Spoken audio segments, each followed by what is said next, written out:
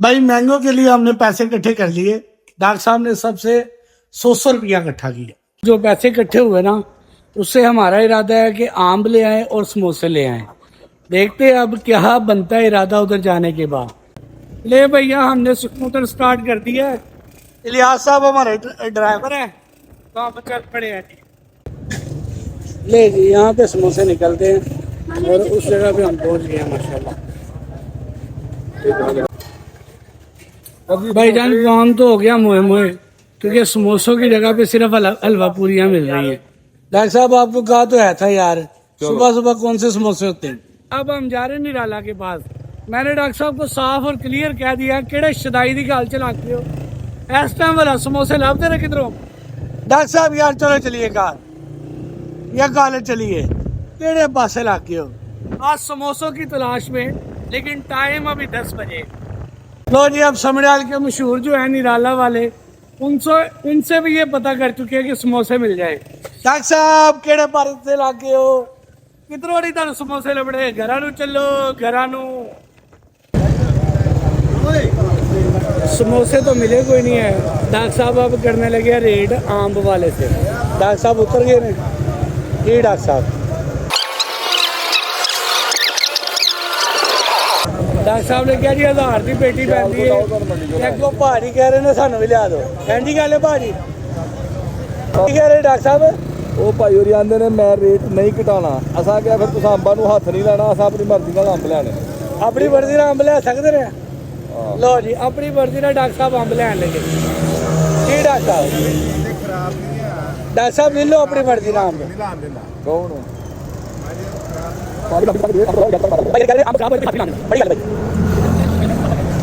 लो जी, अपने दस्ते मुबारक से डॉक्टर साहब एक एक आम को तराजू में डालते हुए। डॉक्टर साहब क्या बात है आपकी। ने फरमाया क्या है जी, एक नंबर माल है, साफ सुथरा। एक नंबर माल है, साफ सुथरा। साढ़े डॉक्टर साहब भी एक नंबर ने माशाल्लाह। देखो साफ सुथरे शफाफ डॉक्टर साहब अब पैसे देते हुए। 1200 के कितने दिए इन्होंने, कितने किलो। 1200 के 5 किलो। चलो जी, बड़ी मेहरबानी भाई, शुक्रिया जी। भाई ये जिन्नी बारी मोटरसाइकिल बंद हुई डॉक्टर साहब को एक बारी भी केक नहीं बची है। फिर दोबारा मैंने केक मार निकालिया। ले भाई, बहुत ज़्यादा फिरने टुरने के बाद हम पहुंच गए कैश एंड कैरी पे। यह जी सियालकोट कैश एंड कैरी, और इधर से हम लेंगे बिस्किट वगैरह। डॉक्टर लियास साहब अंदर ही जान दे अंदर ही जान दे स्कूटर छो पर है इन्होंने। ले जी, कैश एंड कैरी पे देखते हैं हम क्या क्या चीज़ें लेते हैं। ये डॉक्टर साहब जैसे भूखे शेरों की तरह कोई चीज़ नहीं खोजता होता बंदा, वैसे हम बिस्किट लेने लगे। क्या चीज़ लेनी है डॉक्टर साहब। खुले नहीं है, ए रहन दो, चॉकलेट रहन दो। और जो केक नहीं होंगे, केक पकड़ो। हाँ जी, केक पकड़ो डॉक्टर साहब। एक केक रस का डब्बा हो गया। और डॉक्टर साहब ਇਹਦੇ 16 ਪੈਕਟ ਹੁੰਦੇ। 16 बंदे ने साढ़े ते 16 पैकेट ने। एक और फड़ लो मैं कहना किन्ने दा वैसे ਪੈਕ ਘਟ ਜਾਣੇ है, किन्ने दा है। लेडी कैश एंड कैरी से हमने 2 डब्बे पकड़ लिए। एक डब्बा पकड़ा, दूसरा मेरा ख्याल है डॉक्टर साहब को लगा कि इसमें कम थे बिस्किट, तो इन्होंने 2 डब्बे ये पकड़ लिए। कैश एंड कैरी से हमने केक रस पकड़ लिए। अब हम डॉक्टर साहब के पीछे पीछे चल रहे हैं। भाई ये बड़े वाला आ गया हमारे पास। हम दोबारा डॉक्टर साहब की बात को मद्देनजर रखते हुए हम दोबारा इसको वापस करके एक छोटा लेके आएंगे जी। साधु सामान लेने के बाद हम अब चल पड़े हैं कॉलेज की तरफ। ले जी, फाइनली हम कॉलेज में पहुंच गए हैं। हम अपना सामान ले आए हैं। अब हम चाय का और छुरी कांटे का इंतज़ार करेंगे ताकि हम आम काट के इलियास साहब को दे सके और दूसरों को भी दे सके। ये हमारा सामान है जी। फाइनली हम पहुंच गए कॉलेज की हदूद में। डॉक्टर साहब तंबीह कर रहे हैं कि भाई नीचे से एक छुरी लिया और चाय लिया चाय। अब डॉक्टर साहब अपनी मंजिल मकसूद की तरफ रवाना हैं। मैं भी इनके पीछे पीछे हूँ।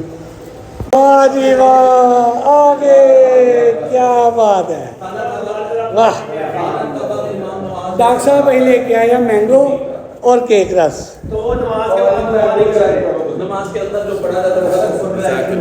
जज़ाकल्लाह मौलवी। देखिए मैंगो भी आए हैं, अच्छा किया है, थोड़ा ख्याल किया है अपनी डाइट का, भाइयों की भी डाइट का।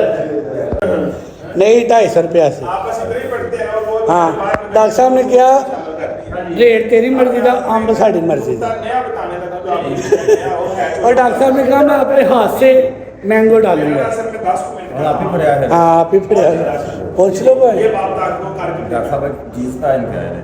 हाँ डॉक्टर साहब जीन्स पहन के आए हैं। हाँ डॉक्टर साहब प्यारे लग रहे हैं।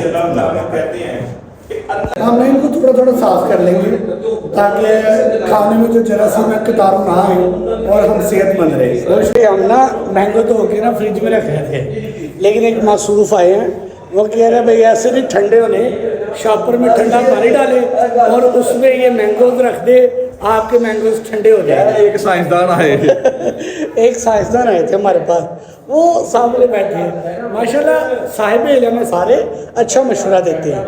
बाद उस्मान ले आया चाय, अब हम खाएंगे बिस्किट। डॉक्टर साहब चलो उठो,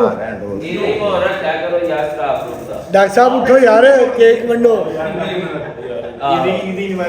इस तरह नहीं होना चाहिए डॉक्टर साहब।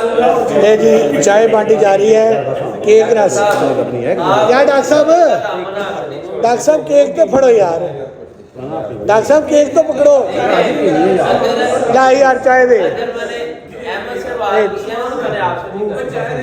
चाय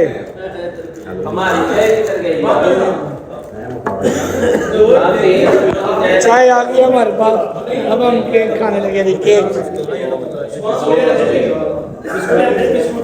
केक खोलो यार, केक शाहजहान भाई केक खोल बैठे हैं। शाहजहान भाई सबको दे माशाल्लाह माशाल्लाह। केक बांटे जा रहे हैं, अब केक रस बांटे जा रहे हैं। मोहब्बत चेक करें, मोहब्बत समीउल्लाह भाई और मुदस्सर भाई की मोहब्बत चेक करें। वाह इसकी राज भाई माल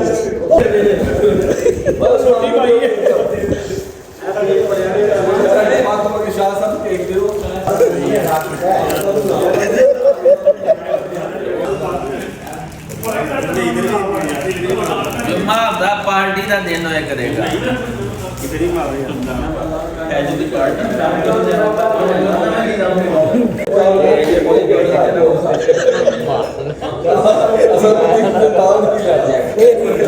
चाय हमारी खत्म हो गई, बिस्किट हमारे खत्म हो गए, अब आएगी आमों की बारी। अब हम आम खाएंगे और खुले खाएंगे।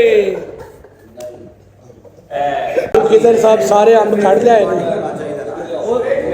खिदर साहब साढ़े अंब कितने लै चले हो?